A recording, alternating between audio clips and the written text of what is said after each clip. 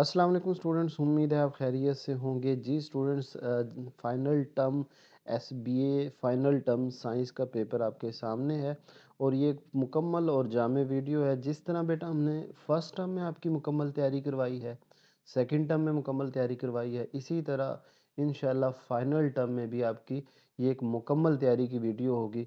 बेटा अगर आप 100 में से 100 मार्क्स लेना चाहते हैं तो आपने वीडियो को स्किप करके नहीं देखना है, इसको इजी माहौल में बैठ के देखें।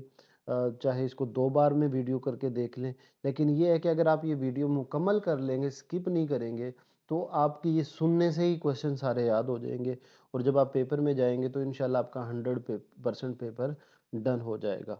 दूसरी बात बेटा हमने ये किया है कि जो ऑब्जेक्टिव की यानी एमसीक्यूज़ की जो वीडियो है ना, वो अलग बनाई है, ये सब्जेक्टिव की अलग है, क्योंकि फिर ये वीडियो जो है वो काफ़ी लेंथी हो रही थी। ज़ाहिर है ये 100 मार्क्स का पेपर है और आपको पता है मटेरियल इसमें ज़्यादा होता है। तो बेटा मैं आपका टाइम ज़ाया नहीं करूँगा, चलें जी हम शुरू करते हैं। बस एक फ़ेवर है जो आप हमें दे सकते हैं, वो ये कि आप बेटा वीडियो को लाइक करके ज़रूर चलें। चैनल पे नए आए हैं तो चैनल को आप सब्सक्राइब भी कर लें ताकि आगे की वीडियो भी आपको मिलती रहें। तो बेटा स्टार्ट करते हैं। हमारा क्वेश्चन है, right the name of part of hind brain. ये जो हाइंड ब्रेन होता है इसके पार्ट के नाम लिखने हैं और ये हमारा 3 नंबर का क्वेश्चन है। तो ये नाम आप बेटा याद रख लें, सेरिबेलम है, पोन्स है, मेडुला ओब्लैंगटा है। ठीक है, सेरिबेलम, पोन्स, मेडुला ओब्लैंगटा। इसके बाद हाइपोथैलेमस के कोई से 3 अफ़ाल लिखें। ठीक है, फंक्शन लिखने हैं हमने हाइपोथैलेमस के। ये भी आपका 3 नंबर का क्वेश्चन है कि हाइपोथैलेमस क्या करता है। अच्छा देखिए, अभी 3 लाइनें लिखी हुई हैं लेकिन आप सिर्फ कीवर्ड याद रखें। जैसे अब टेम्परेचर, हंगर और थर्स्ट, यानी इन 3 चीज़ों को ये कंट्रोल करता है। जो हाइपोथैलेमस होता है हमारे जिस्म के टेम्परेचर को कंट्रोल करता है, हमारी भूख को कंट्रोल करता है और हमारी प्यास को कंट्रोल करता है। तो ये 3 काम है इसके, टेम्परेचर, भूख, प्यास। ठीक है, इसके बाद क्वेश्चन बेटा हमारा है कि पेरिफेरल नर्वस सिस्टम को एक्सप्लेन करें। जो पेरिफेरल नर्वस सिस्टम होता है हमारा, इसको आपने एक्सप्लेन करना है। तो पेरिफेरल नर्वस सिस्टम जो होता है इसमें क्या होता है बेटा, नेटवर्क ऑफ नर्व्स होता है which connect all part of the body. ये मैं आपको एक वीडियो मैंने सॉरी इमेज रखी हुई है, ये देखें, ये आपको नज़र आ रहा है। ये अब एक पेरिफेरल नर्वस सिस्टम है। तो इसमें ये क्या कर रहा है कि हमारी बॉडी के सारे पार्ट्स को उसने ब्रेन के साथ कनेक्ट किया हुआ है। तो ये हमारा पेरिफेरल नर्वस सिस्टम होता है। ठीक है, कि इसका काम क्या, ये एक नेटवर्क ऑफ नर्व्स है जो ऑल पार्ट ऑफ बॉडी को, सेंट्रल नर्वस सिस्टम को, इन आपस में इनको कनेक्ट करता है। जिस्म के तमाम हिस्सों को सेंट्रल नर्वस सिस्टम से जोड़ता है।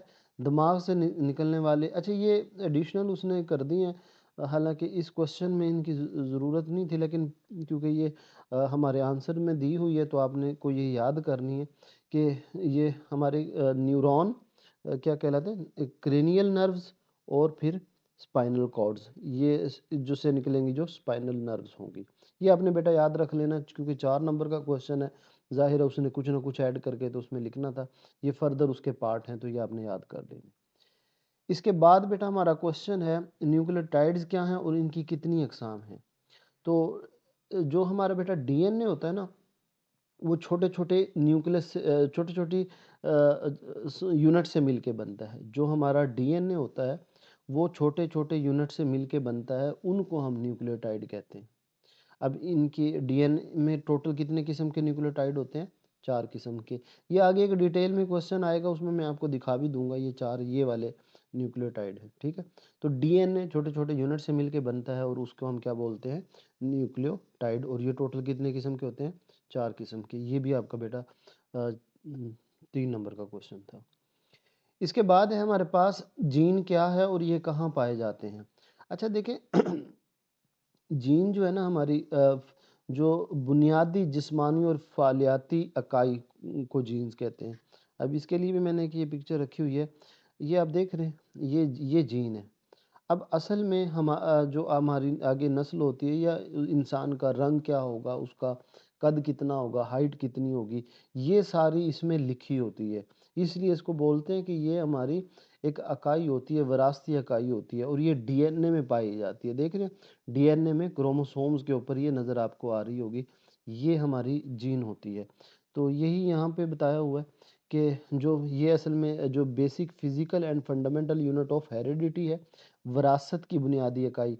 मतलब विरासत जो हमारे कल रंग कैसा होगा, कद हाइट कितनी होगी, तो ये सारी कहाँ पे लिखी होती है, ये जीन पे लिखी होती है, ठीक है। और ये जीन कहाँ होती है, डीएनए मॉलिक्यूल के हिस्से हैं जो क्रोमोसोम्स में वाक़ होते हैं। ये डीएनए के अंदर क्रोमोसोम्स में होते हैं, ठीक है। ये आपको नज़र भी आ रहा है, ये डीएनए है और इसमें फिर ये जो क्रोमोसोम्स वाला हिस्सा होता है यहाँ पे ये होती है। इसके बाद बेटा नेक्स्ट हमारे पास क्वेश्चन है कि difference between genetic and environmental variations, कि जेनेटिक और एनवायरमेंटल वेरिएशन के दरमियान कोई से दो फ़र्क लिखें, और ये हमारे पास 4 नंबर का है। अच्छा देखिए, ये जो लिखा हुआ है इसको समझना बहुत ही आसान है। अब देखिए इंसान के अंदर ना दो तरह से तब्दीली आ सकती है। तो एक फॉर एग्जांपल, अब एक आपकी मैं कहता हूँ कि आपके वालदैन का कद और है और आपका कद कोई और है, यानी वो यानी आपके वालदैन जो हैं वो लंबे थे, आपका कद छोटा है, या उनका कलर थोड़ा सा डार्क था, आप गोरे हैं। अब एक ये तब्दीली है, ठीक है। एक उनके आँखों का रंग ब्राउन है, आपका ब्लैक है, एक तो ये हो गई तब्दीली। दूसरी जो तब्दीली हो सकती है कि आपकी ज़ुबान चेंज हो गई है, आप वालदैन सराइकी बोलते हैं, आप उर्दू बोल रहे हैं, आपके चेहरे पे दाने निकल आए खुदा न खास्ता। अब ये 2 तरह की तब्दीली हैं, ठीक है? तो ये एक जेनेटिक वेरिएशंस कहलाती है, ये मैं थोड़ा-सा इसको बता दिया, लेकिन अब जब इसको पढ़ेंगे तो आपके लिए आसान हो जाएगा। एनवायरमेंटल वेरिएशंस है। अब ऐसी तब्दीली जो इन्वायरमेंट की वजह से आई है, ठीक है? जो यानी हमारे माहौलियाती असरात हैं, इन्वायरमेंटल इन्फ्लुएंस है, उनकी वजह से आई है। आप धूप में रहे हैं, आपके चेहरों पे धब्बे पड़ गए हैं, तो ये हमारी कहलाएगी इन्वायरमेंटल वेरिएशंस। और जो कि आपकी कुदरती तौर पे तब्दीली आई है, आपके फादर का ब्लड ग्रुप ए था, आपका बी हो गया, तो ये ब्लड की ग्रुप हो गया, जिल्द की रंगत हो गई, आँखों का रंग हो गया, तो ये हमारी कहलाती है जेनेटिक वेरिएशंस, ठीक है। आप इसको ना थोड़ा-सा जो अंदरूनी खुद से कुदरती तौर पे तब्दीली, वो हमारी जेनेटिक वेरिएशंस, और जो माहौल की वजह से आए वो एनवायरमेंटल वेरिएशंस, ठीक है। इसके बाद बेटा हमारे पास क्वेश्चन है, कोवलेंट बॉन्ड किसे कहते हैं। अच्छा, कोवलेंट बॉन्ड बड़ा ही आसान सा, ये देखें 2 नंबर का क्वेश्चन है। अब देखें आपने ना इसको क्योंकि ये आपका ना लेंथी पेपर है, तो इसमें अब ना डेफिनेशंस को रटने की बजाय ना उसका थीम पकड़े। अब इसका थीम जो है ना बस ये है, म्यूचुअल शेयरिंग ऑफ इलेक्ट्रॉन। एक ऐसा बॉन्ड जो इलेक्ट्रॉन की म्यूचुअल शेयरिंग से बनता है, बाहमी इश्तराक से बनता है, ठीक है। ये अब देखें, ये मैं आपको थोड़ा सा इसको बता देता हूँ, आगे भी काम आएगा। अब ये हाइड्रोजन है, ठीक है, इसके पास एक इलेक्ट्रॉन है। दूसरा हाइड्रोजन है, इसके पास एक इलेक्ट्रॉन है। अब इसको भी एक इलेक्ट्रॉन चाहिए, इसको भी। वो कहता है ना मैं दूंगा ना मैं दूंगा, तो वो कहते हैं चलें आपको भी एक चाहिए, मुझे भी एक चाहिए, तो इसको शेयर कर लेते हैं। वो क्या करेंगे, ये देखें, ये हाइड्रोजन, ये हाइड्रोजन। अब एक इलेक्ट्रॉन इसका, एक इसका, वो एक दफ़ा इधर राउंड करेगा और एक इधर, इसे भी दो मिलते रहेंगे, इसे भी दो मिलते रहेंगे। अब ये इलेक्ट्रॉन इन्होंने क्या किया है, शेयर किया है, ठीक है। तो इसको हम अब ये जो बॉन्ड बना है ना, ये जो जुड़े हैं, इसको हम कोवलेंट बॉन्ड कहते हैं। ये चीज़ बेटा आगे समझ आएगी, आगे काम आएगी, इसलिए मैंने आपको बता दिया, ठीक है। तो ऐसा बॉन्ड जो दूसरे दो एटम के दरमियान, जैसे दो एटम थे, इलेक्ट्रॉन्स के बाहमी इश्तराक, जिस तरह इन्होंने इश्तराक किया, शेयर किया, ये बनेगा, तो ये कोवलेंट बॉन्ड हो गया। अब देखिए ये आगे बातें हमारे काम आएंगी। डबल, अब ये 4 नंबर का क्वेश्चन है, डबल कोवलेंट बॉन्ड और ट्रिपल कोवलेंट बॉन्ड। देखिए इसमें मैंने आपको कहा ना कि डेफिनेशन को रटने की बजाय ना उसके थीम को, वर्ड को पकड़े। अब डबल कोवलेंट बॉन्ड की सिर्फ इतनी है कि अगर शेयरिंग ऑफ इलेक्ट्रॉन 2 इलेक्ट्रॉन की हो रही है तो डबल, अगर शेयरिंग ऑफ 3 इलेक्ट्रॉन हो रहा है तो ट्रिपल कोवलेंट बॉन्ड, ठीक है। Sharing of 2 electron double covalent bond, और sharing of 3 covalent bond triple covalent bond. तो ऑक्सीजन में डबल कोवलेंट बॉन्ड है और नाइट्रोजन में आपका ट्रिपल कोवलेंट बॉन्ड है। अच्छा बेटा, यहाँ पे एक मैं बात बताता चलूँ, यहाँ इससे आप कंफ्यूज ना होइएगा कि ये सर यहाँ तो O2 लिखा है, यहाँ N2 लिखा है, ये तो दो दो हैं। भाई ये नंबर ऑफ एटम है, बॉन्ड नहीं है। अगर आप ऑक्सीजन की स्ट्रक्चर बनाएंगे ना ये वाली, तो इस तरह की बनेगी, ये दो बॉन्ड हैं। अगर नाइट्रोजन की बनाएंगे तो ये बनेगी, ये 3 बॉन्ड हैं, तो इसलिए ये हमारा है डबल कोवलेंट बॉन्ड और ये हमारा है ट्रिपल कोवलेंट बॉन्ड। ठीक है, तो ये हमारा आसान हो गया कि जिसमें 2 इलेक्ट्रॉन शेयर हैं तो डबल कोवलेंट, 3 इलेक्ट्रॉन शेयर हैं तो ट्रिपल कोवलेंट बॉन्ड। अच्छा, अब देखें ये 6 नंबर का क्वेश्चन है। आपको ना एक बार लम्हे के लिए यूं लगा होगा ये देखते ही कि सर ये तो हमसे नहीं होता, इसको स्किप कर देते हैं। हालांकि मेरी नज़र में सबसे आसान क्वेश्चन यही नज़र आ रहा है। अब कैसे? आप कहेंगे ये डॉट क्रॉस का स्ट्रक्चर अगर पहले जिनको आता होगा तो उन्हें तो आसान लग रहा होगा, लेकिन मैं आपको बताऊं कैसे आपने करना है। आपके पास क्वेश्चन तो ये होगा, ठीक है, ये वाला। डन। अब आपने क्या करना है कि अब देखें तीनों में हाइड्रोजन है, यानी इसमें वाटर में हाइड्रोजन, ये मीथेन होती है इसमें हाइड्रोजन, और ये HCl हाइड्रोक्लोरिक एसिड इसमें हाइड्रोजन। अब हाइड्रोजन को आपने बाहर लिखना है, जो इसके अलावा है उसको अंदर लिखें। मसलन मैं इसको हाइड कर देता हूँ, जो इसका आंसर है आपको मैं लिखने का तरीका बताता हूँ। अब देखें मैं H2O उठा लेता हूँ पहले। अब मैंने कहा कि ऑक्सीजन है ना, तो इसको अंदर लें, ठीक है।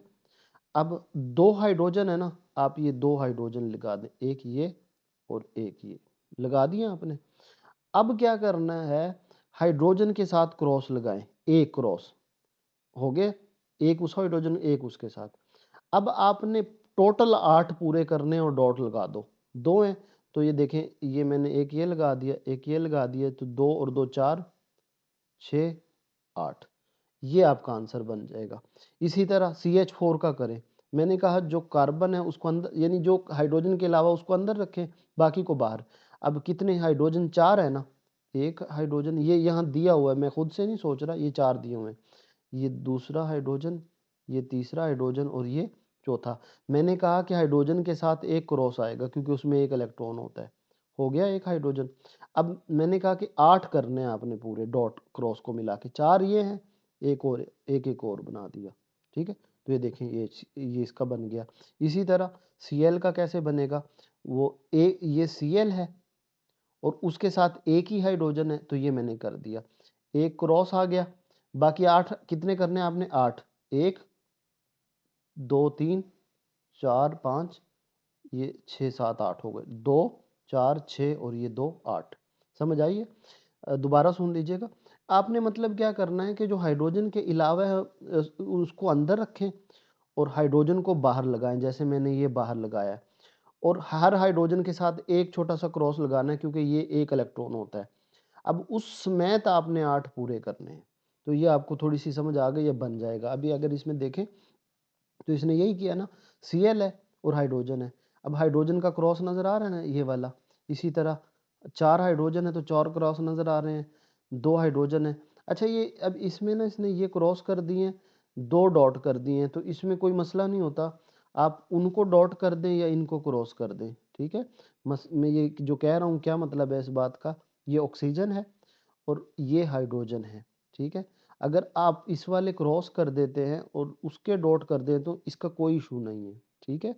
ये मैं थोड़ा सा इसकी ज़्यादा डिटेल में नहीं जा रहा, मैंने बस आपको एक पाथ दे दिया याद करने का, क्योंकि हमारे पास इतना टाइम नहीं है, लेकिन होपफुली आपको थोड़ी थोड़ी समझ आ गई होगी, ठीक है।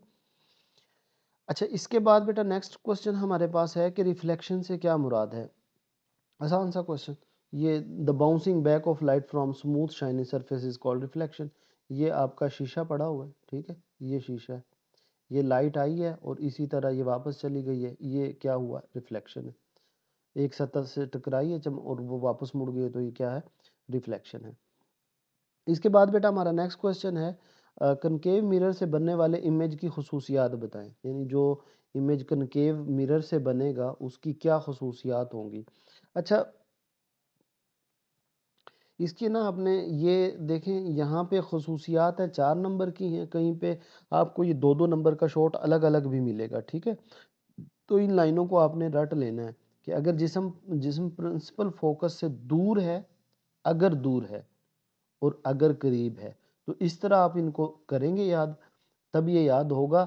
ये किसी के पास इकट्ठा लॉन्ग भी आ सकता है और ये अलग अलग शॉर्ट भी पूछे हुए हैं, कहीं आगे आएंगे कि अगर दूर हो तो इमेज कैसा बनेगा, करीब हो तो कैसा बनेगा, ठीक है। तो अगर दूर है तो इमेज हकीकी हकीकी बनेगा, रियल, ठीक है। छोटा बनेगा यानी जितनी कोई चीज़ होगी उससे छोटा उसका इमेज बनेगा, और उल्टा बनेगा। तो ये आपने याद रखना है, अगर दूर है तो इमेज हकीकी बनेगा, छोटा बनेगा और उल्टा बनेगा। अगर करीब है तो फिर क्या होगा, एक तो वो पीछे यानी जो जहाँ पे वो है मिरर उसके पीछे बनेगा, और ये हकीकी नहीं होगा, वर्चुअल होगा। ठीक है, वर्चुअल बोलते हैं, आर्टिफिशियल आप जो कह लें, मतलब हकीकी नहीं होगा। वहाँ उल्टा था, ये सीधा बनेगा, वो छोटा था, ये साइज में बड़ा बनेगा। बेटा अब याद आपने खुद रखना है कि अगर दूर पड़ा है इमेज तो हकीकी छोटा और उल्टा बनेगा, अगर करीब है तो वर्चुअल सीधा और साइज में बड़ा बनेगा इमेज उसका। ठीक है, इसके बाद बेटा हमारे पास नेक्स्ट क्वेश्चन है जी, स्फेरिकल मिरर के 4 इस्तेमालात आपने लिखने हैं। ठीक है, use of 4 use of spherical mirrors. अच्छा, स्फेरिकल मिरर मैं आपको बता दूं होते कौन से हैं। ये जो आपका घरों में अगर वो मेकअप वाला बड़ा करके दिखाते हैं, ये वो वाले शीशे होते हैं, या वो गाड़ियों में लगे होते हैं, तो ये स्फेरिकल होते हैं। ठीक है, अब इसके 6 लिखे हुए, कोई से आप 4 लिख लीजिएगा। एक तो वो आप मेकअप मिरर के तौर पे होता है, मैंने बताया, ताकि वो ना ख़वातीन देखती हैं, ताकि वो हमारे कोई चेहरे में कोई चीज़ बड़ी करके ताकि हमें नज़र आए। तो मेकअप मिरर, जब मरीज़ दांतों के मुआयना कर रहे होते हैं तब भी वो वही वाला नज़र, यानी ये बड़ा करके दिखाता है ना, तो इसलिए। अच्छा, ये गाड़ियों की हेडलाइट्स में भी यही लगा होता है। अच्छा, दुकानों में सिक्योरिटी मिरर के तौर पे भी लगे होते हैं, ये स्ट्रीट लाइट्स में भी यही लगी होती है। और गाड़ियों में जो हमारे ये रियर व्यू नहीं लिखे होते, आपने देखा होगा ड्राइवर के पास हो, दरमियान में कोई लंबा सा शीशा इस तरह का लगा होता है, ये इस तरह का दरमियान में इस तरह लटका होता है ड्राइवर के सामने, तो ये वाला मिरर भी होता है। तो आप इनमें 4 कोई से याद कर लीजिएगा। ठीक है, इसके बाद बेटा हमारे पास नेक्स्ट क्वेश्चन है जी, पल्सर क्या है। 2 नंबर का क्वेश्चन है, आसान सा क्वेश्चन है, कि अगर न्यूट्रॉन स्टार घूमता है तो इसे पल्सर कहते हैं। ये चारों तरफ रेडिएशन भेजता है, ये आप यूँ कह लें सितारा न्यूट्रॉन स्टार है, इसको हम पल्सर कहते हैं। बस ये लफ्ज़ याद रखना कि जब न्यूट्रॉन स्टार जो है वो घूमता है, स्पिन करता है, तो इसे हम क्या कहते हैं, पल्सर कहते हैं। और it send out radiation beam all around, वो चारों तरफ रोशनियाँ फेंकता है, ये पल्सर है। इसके बाद के जो प्रिकॉशनरी मेजर्स हमने बताने हैं, जो survival of astronauts in space, के खलाबाजों, जो खलाबाज होते हैं जो आसमानों में खला में जाते हैं, वो कौन सी 4 एहतियातें बरतते हैं, कौन सी तदबीर हैं, कौन सी प्रिकॉशनरी मेजर्स हैं जो वो करते हैं। तो जी, खला में, अब ये इंग्लिश बेटा लिखा हुआ है क्योंकि बताना तो मैंने उर्दू है, ये आप करते रहिएगा। लार्ज स्पेस स्टेशन बनाए हुए हैं, खला में स्पेस स्टेशन बने हुए हैं ताकि वो वहाँ रुक सके। खला के ख़तरात से तहफ़्फ़ुज़ के लिए उन्हें स्पेस सूट दिया गया होता है। ठीक है, यहाँ स्पेस सूट दिया होता है। खला में सांस लेने के लिए एयर टैंक, जिनमें प्रेशराइज्ड ऑक्सीजन और नाइट्रोजन होती है। अब उनके पास एयर टैंक होते हैं जिसमें ऑक्सीजन होती है, उनके पास ख़ास किस्म के खाने होते हैं जो ख़राब नहीं होते और जिनको लेके जाना भी आसान होता है। और उनके पास इवन के कंपार्टमेंट भी होते हैं, एक वो यानी वो एक घर टाइप जिसमें वो रह के अपना काम शाम कर सकते हैं। तो ये बेटा 5 है, कोई से 4 आप कर लेना। इसके बाद है right any 2 difference between spiral and elliptical galaxies. अच्छा, ये जो स्पाइरल और एलिप्टिकल गैलेक्सीज हैं, ये मैं आपको इनकी एक तस्वीर दिखा देता हूँ थोड़ा सा, ये देख रहे हैं, ये वाली या इस तरह की, ये देखें। ये जो बेटा आपको नज़र आ रही है ना यहाँ पे, ये वाली शायद इशारा हो रहा हो, ये राइट साइड पे जो बड़ी तस्वीर है, जो लेफ्ट साइड में है, ये लिखा हुआ है स्पाइरल गैलेक्सी, ये स्पाइर की तरह घूम रही है। और ये एलिप्टिकल वैसे अंडे की शेप नहीं होती, ओवल शेप होती है, वो उसको बोलते हैं। तो ये स्पाइरल गैलेक्सी है और ये हमारी एलिप्टिकल गैलेक्सी है। तो इसमें देखते हैं क्या उसने डिफरेंस बताए हैं। जो स्पाइरल गैलेक्सी होती है वो फ्लैट डिस्क की शक्ल की होती है और ये अपने एक्सिस के गिर्द घूमती है, जबकि एलिप्टिकल ये फ्लैट गेंद की तरह होती है और ये अपने मरकज़ के गिर्द जो है वो नहीं घूमती। बस ये आपने याद रखना। और ये देखें 4 नंबर का क्वेश्चन है। स्पाइरल गैलेक्सी फ्लैट डिस्क के तरह और एलिप्टिकल गैलेक्सीज वो एक बॉल, फ्लैट बॉल की तरह होती है। ठीक। अच्छा, ये आपको कैसे फ्लैटन बॉल की तरह, बॉल है वो गोल है और डिस्क जो होगी वो एक प्लेट की तरह पतली होगी, तो ये डिफरेंस है इनमें। बाकी तो दूसरा तो उसने कहा है कि जो स्पाइरल है वो घूमती है और जो एलिप्टिकल है वो घूमती नहीं है। अच्छा, आपको स्पाइरल स्पिन से याद रखना है कि घूमने वाली है और एलिप्टिकल नहीं घूमने वाली है, इससे याद रहेगा। ये जी हमारा नेक्स्ट क्वेश्चन है। इसके बाद बेटा ये वाला, नर्व इम्पल्स क्या है। क्वेश्चन हमारे पास क्या है कि नर्व इम्पल्स हमारे क्या होते हैं। अच्छा देखें, neurons transmit message in the form of electrical waves called nerve impulse. के न्यूरॉन्स जो हैं इलेक्ट्रिकल केमिकल वेव्स की सूरत में पैगामात की तरसील करते हैं, जिन्हें नर्व इम्पल्स कहते हैं। अच्छा, आप देखिए ये लिखा हुआ है, लेकिन ये आसान कितनी बात है। मैं ना अपनी फिंगर पे, मेरी फिंगर पे लग गई है किसी गर्म बर्तन पे, ठीक है। तो ये उंगली, इसने, ये रिसेप्टर है, इसने मेरा मैसेज लिया और फ़ौरन ब्रेन को पहुंचाया कि भाई आपका हाथ जो है वो गर्म जिस्म पे लग गया है। तो ब्रेन फ़ौरन मोटर न्यूरॉन को ऑर्डर देगा कि पीछे हटा लो हाथ। अब ये जो मैसेज आ रहा है और जा रहा है कि गर्म है और हाथ हटा लो, इसको ये नर्व इम्पल्स होते हैं असल में। कि जो हमारे मैसेज ट्रांसफ़र होते हैं वो एक केमिकल वेव होती है, यानी वो जो मैसेज लेके जाते हैं, इनको हम क्या बोलते हैं, नर्व इम्पल्स, ठीक है। इसके बाद है बेटा मेडोला ऑब्लैंगटा क्या है, कोई एक फेल लिखे जो ये कंट्रोल करता है। हम तो तीन बताते हैं क्योंकि आगे भी ये तीन भी पूछेगा, तो यहाँ ये 3 नंबर का है और उसने सिर्फ एक पूछा है। अच्छा, एक तो बेटा ये बताना है कि ये posterior part of the brain है, ठीक है। जो दिमाग का पिछला हिस्सा होता है ना, ये मेडोला ऑब्लैंगटा होता है। एक लफ्ज़ इसका आपने ये याद रखना है कि ये posterior part of the brain है, जो पीछे होता है, ये वाला ब्रेन का हिस्सा है। दूसरी बात बेटा आपने ये बतानी है कि ये काम क्या करता है, जो हमारा दिल की धड़कन है, सांस है और हाजमा है, इन तीनों को यही कंट्रोल करता है। जो दिल की धड़कन कभी तेज़ हो रही है, कभी ज़्यादा हो रही है, ये सांस लेने का अमल है, ये डाइजेशन जो हम खाना खाते हैं, इन सब को कौन कंट्रोल करता है, मेडोला ऑब्लैंगटा, ठीक है। इसके बाद हमारे पास क्वेश्चन है, जिस्म में पैगामात की तरसील के लिए सेंसरी न्यूरॉन्स, इंटर न्यूरॉन्स और मोटर न्यूरॉन्स का क्या किरदार है। अच्छा देखें ये कितने, हाँ 5 नंबर का क्वेश्चन है, इंपॉर्टेंट क्वेश्चन है, छोटा सा है हालांकि। ये जो मैंने बेटा आपको पहले एग्जांपल दी थी ना, ये इसीलिए दी थी, ये नज़र आ रही है आपको, ये वाली, ये वही एग्जांपल है जो मैंने आपको दी थी। अब देखें, ये जो है ना आपका हाथ लगा है, ये गर्म जगह है, ये उंगली आपकी रिसेप्टर है। अब ये जो मैसेज लेके जा रहे हैं ना कि भाई ये आग है, गर्म है, ये रिसेप्टर से जो लिया ना, ये सेंसरी न्यूरॉन लेके जा रहे हैं, ठीक है। ये नज़र आ रहा है आपको, ये रेड वाली गई और ये ऊपर जाके सेंसरी न्यूरॉन लिखा हुआ है। सेंसरी न्यूरॉन में जाके ये इंटर न्यूरॉन ये ब्रेन को बताते हैं कि गर्म है। तो ये वापस रिप्लाई जो आता है ना, ये देखें नीचे ग्रीन कलर का लिखा हुआ है, मोटर न्यूरॉन। तो वो जो रिप्लाई आता है ना, ये मोटर न्यूरॉन है, ठीक है। तो ये इस तरह काम होता है कि फिंगर ने फील किया गर्म है, तो ये रिसेप्टर आपकी फिंगर है और यहाँ से जो मैसेज लेके जा रहे हैं वो सेंसरी न्यूरॉन है। ब्रेन ने ऑर्डर दिया कि पीछे हटा लो, तो ये जो मैसेज लेके जा रहे हैं ये हमारे मोटर न्यूरॉन है। इनको एक दफ़ा पढ़ लेते हैं। Sensory neuron carry the message regarding stimuli, stimuli आग है वो, ठीक है, form of nerve impulse from the receptor. Receptor, अब देखें इसने प्योर साइंस के लफ्ज यूज किए हैं, हालांकि बात वही है कि उंगली से जिसने मैसेज लेके जाना है। अब उंगली क्या है, रिसेप्टर, और स्टिमुलाई क्या लिखा हुआ है, ये वो आग है। स्टिमुलाई होती है ना जो सबब बनती है किसी भी चीज़ की। अच्छा, सेंट्रल नर्वस सिस्टम जो हमारा ब्रेन या ओवरऑल जो है, फिर वो उसको मैसेज को प्रोसेस करता है, देखता है कि क्या था भाई, गर्म है। तो अब ये जो पीछे हटा लो हाथ, ये बात कौन लेके जाएगा, आपका motor neuron. Motor neuron carry nerve impulse to the part of the body which produce response. Response, अब देखिए इसने साइंस का लफ्ज यूज़ किया, मैंने कहा ये हाथ पीछे करेगा, तो ये रिस्पॉन्स है, ठीक है। ये उसका क्या है, रद्द अमल है।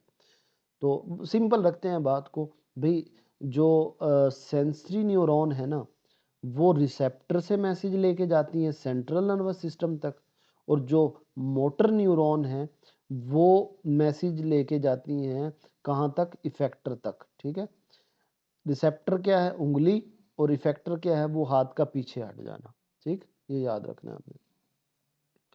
जी बेटा, इसके बाद हमारे पास क्वेश्चन है न्यूक्लियोटाइड। न्यूक्लियोटाइड क्या है और इनकी कितनी अक़साम है। ये मेरे ख्याल में हम पहले भी बात कर चुके हैं कि जिन चीज़ों से, वो छोटी-छोटी चीज़ें जिनसे डीएनए मिल के बना होता है, इनको न्यूक्लियोटाइड बोलते हैं और ये 4 टाइप के होते हैं। इसके बाद जीन क्या हैं और कहाँ पाए जाते हैं, ये हमने क्वेश्चन कर लिया कि ये हमारी बेसिक फिजिकल फंक्शनल यूनिट होते हैं हेरिडिटी के, और ये हमारे डीएनए में जो क्रोमोसोम्स हैं उन पर वाक़या होते हैं। ये जेनेटिक और एनवायरमेंटल हमने कर लिया है। इसके बाद कोवलेंट बॉन्ड की तारीफ़ करें, हमने पहले भी बताया कि इसमें आपने क्या करना है कि जब 2 एटम म्यूचुअल शेयरिंग करते हैं, बाहमी इश्तराक करते हैं, इनको हम क्या बोलते हैं, कोवलेंट बॉन्ड। और एग्जांपल इसने दी है। अच्छा देखें 3, क्योंकि 2 की नंबर की ये डेफिनेशन है और 1 ही एग्जांपल है, तो H2O2 N2 ये किसकी एग्जांपल है, कोवलेंट बॉन्ड की। अच्छा अगेन बेटा, आपको ये क्वेश्चन नेक्स्ट वाला देख के लग रहा होगा कि सर ये तो हमने पक्का छोड़ना है कि मैग्नीशियम ऑक्साइड की तश्कील के मराहल, हालांकि सबसे आसान काम यही है। अब देखें, ये हर स्टेप के 3 स्टेप हैं और एक एक नंबर है, और ये 3 नंबर का और इंतहाई आसान। अच्छा देखें, आपके पास ये क्वेश्चन होगा, आपको खुद याद, मैग्नीशियम ऑक्साइड की तश्कील, यानी आपने Mg से क्या बनाना है, मैग्नीशियम ऑक्साइड। अब Mg याद रखें, आपने क्या करना है कि इसमें से 2 इलेक्ट्रॉन निकाल देने हैं, ठीक है। 2 इलेक्ट्रॉन आपने इसमें से निकाल दिए, निकल गए। अच्छा, जब 2 इलेक्ट्रॉन निकले, जितने इलेक्ट्रॉन निकलेंगे ना उस पर उतना पॉजिटिव चार्ज आता है। तो कितने इलेक्ट्रॉन निकले हैं, 2, तो इस पे चार्ज भी कितना होगा, 2। ये बन गया। अब इसी तरह मैग्नीशियम ली, इसी तरह आपने ऑक्सीजन, कैसे याद आएगा, ऑक्साइड से याद आएगा। ऑक्सीजन, जो 2 इलेक्ट्रॉन मैग्नीशियम ने निकाले थे वो आप इसको दे दें, ऐड कर दें, तो 2 इलेक्ट्रॉन आपने इसमें क्या कर दिए, ऐड कर दिए। तो जब भी किसी में इलेक्ट्रॉन ऐड करते हैं तो जितने इलेक्ट्रॉन ऐड करेंगे उतना उस पर चार्ज आ जाएगा। आपने 2 इलेक्ट्रॉन ऐड किए हैं तो इसमें ये चार्ज आ गया 2 माइनस, ठीक है। अब आप देखिए कि आपके पास एक ऐसी चीज़ है जिसे 2 इलेक्ट्रॉन ज़रूरत है, एक ऐसी चीज़ है जिसके पास 2 इलेक्ट्रॉन एक्स्ट्रा हैं। तो जब ये दोनों मिलेंगी तो मैग्नीशियम ऑक्साइड बन जाएगा। अब देखिए, ये वो 2 हैं, ये वाला उठ के आ गया, ये वाला उठ के आ गया, और ये बन गया मैग्नीशियम ऑक्साइड, आसान, ठीक है। इसके बाद हमारे पास है बेटा सिंगल, डबल और ट्रिपल कोवलेंट बॉन्ड। अब देखिए, ये 6 नंबर का क्वेश्चन है और एक फिंगर पे मैं आपको रटवा सकता हूँ कि जब एक शेयरिंग ऑफ 1 इलेक्ट्रॉन हो तो single, sharing of double 2 electron हो तो डबल, और शेयरिंग ऑफ 3 इलेक्ट्रॉन हो तो ट्रिपल, ठीक है। ऐसा बॉन्ड जो 1 इलेक्ट्रॉन की शेयरिंग से बने तो सिंगल इलेक्ट्रॉन, सिंगल कोवलेंट, अगर 2 इलेक्ट्रॉन की शेयरिंग से बने तो डबल कोवलेंट, और अगर 3 इलेक्ट्रॉन की शेयरिंग से बने तो ट्रिपल कोवलेंट बॉन्ड। एग्जाम्पल बेटा आपने याद रखनी है। ये देखिए, ये हाइड्रोजन की स्ट्रक्चर है, ये ऑक्सीजन की स्ट्रक्चर है, और ये हमारी नाइट्रोजन की स्ट्रक्चर है। अब हाइड्रोजन में कितने शेयर हुए हैं इलेक्ट्रॉन, 1, ऑक्सीजन में कितने हुए, 2, और नाइट्रोजन में कितने हुए हैं, 3 इलेक्ट्रॉन शेयर हुए हैं। इसलिए ये एग्जाम्पल है सिंगल की, ये डबल की, और ये ट्रिपल की, ठीक है। अब ये 6 नंबर का क्वेश्चन था। रोशनी की ट्रांसमिशन से क्या मुराद है, what is meant by transmission of light. भाई एक सिंपल सी बात है, अगर किसी लाइट पे, किसी चीज़ पे गिरी है और वो उसमें से पास थ्रू कर जाती है, गुजर जाती है, तो इसको ट्रांसमिशन ऑफ लाइट कहते हैं। 2 नंबर की डेफिनेशन है। इसके बाद बेटा हमारे पास क्वेश्चन है प्लेन मिरर से बनने वाले इमेज की कोई सी 4 खसूसियात। अब जो प्लेन मिरर से जो इमेज बनेगा उसकी आपने खसूसियात प्लेन मिरर से, ठीक है, 4 बतानी है, अच्छे हैं, कोई सी याद रखना। सबसे पहले तो ये बिहाइंड द मिरर, मिरर के पीछे बनेगा। इसके जो इमेज होगा ना वो साइज के बराबर होगा, ठीक है। वो जो 2 थे वो दूसरे थे, ये प्लेन मिरर है, तो जो प्लेन मिरर के बनेगा तो ये क्या होगा, साइज के बराबर होगा। और जो इमेज बनेगा वो रियल नहीं होगा, इमेज गैर हकीकी होगा, इमेज सीधा होगा। और ये दूसरी इमेज का मिरर से फासला, ऑब्जेक्ट के मिरर से फासले के जितना ऑब्जेक्ट का फासला उतने उसके इमेज का फासला होगा, ठीक है। तो आप ये 5 हैं, ये 6 हैं, आपने 4 याद करने हैं, ये भी 4 नंबर का है। इसके बाद बेटा हमारे पास क्वेश्चन है स्फेरिकल मिरर के कोई से 4 इस्तेमालात बताने, 4 यूज़ बताने। ये हम पहले बता आए हैं, दांतों में यूज़ होता है, मेकअप मिरर यूज़ होता है, हेडलाइट्स में, सिक्योरिटी मिरर में, स्ट्रीट लाइट्स में, और जो हमारे पास वो रियर व्यू मिरर होते हैं, ठीक। इसके बाद है जी ब्लैक होल किसे कहते हैं? अच्छा, ये खला में ना एक बहुत ब्लैक होल एक ऐसा जिसमें जो बहुत गहरा और बड़ा एक होल है, जो यानी हमारी जो यूनिवर्स है, खला होती है उसमें एक ऐसा ये बिल्कुल बहुत ही गहरा एक गड्ढा होता है, आप कह लें होल होता है। इसमें इवन के रोशनी भी जाए तो वो भी बाहर नहीं आती। बस ये आपने लिखना है, ठीक है? Black hole is an object so massive and dense that even light can not escape from this. ये पिक्चर मैंने ली हुई थी इसकी, मैंने कहा चलें दिखा दें। ये आई थिंक ये नज़र आ रहा है आपको? ये तो खैर न्यूट्रॉन स्टार है।